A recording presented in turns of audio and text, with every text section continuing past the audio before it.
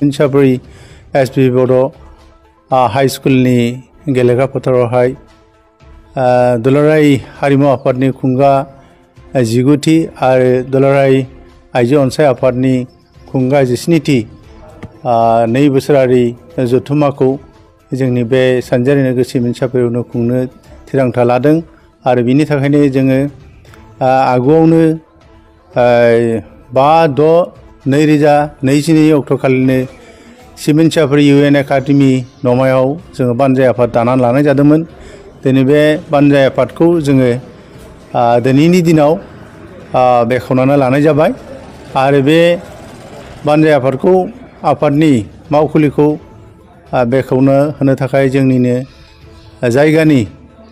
एसबि बड' एमइ स्कुलनि रिटायार्ड टिचार आजिरा मोननाय फोरोंगिरि मानिजाथाव बाजेन्द्रनाथ ब्रह्म बिथांखौ जोङो हांख्रायनानै लाबोदों आरो बिथांनि आखाइजोंनो बे दिनैनि बानजाय आफादनि मावखुलिखौ बेखेवना लानाय जाबाय। बिथांनि फंनैसो बिबुंथिनि गेजेरजों जों मिथिनो मोन्दों बिथाङा गावनि गोसो बिबुंथियाव फैगौ दुलाराय बर' हारिमु आफाद आरो आइजो अनसाय आफादनि बे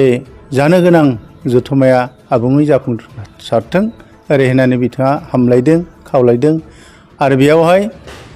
जोङो जोंनि हालामाव थानाय जोंनि जिल्लानि सिङाव थानाय गासिबो हारिनि संगठनफोर दङ जेरैहाय फरायसा आफाद थुनलाइ बर' फोरोंगिरि आफाद आरो XPLT वेलफेयार ससाइटि आरो सानराय एन्ड देबि आरो इउनाइटेड बड' पिपल अर्गेनाइजेसन गासैबो जथायैनो जों बे बानजाय आफादाव जोङो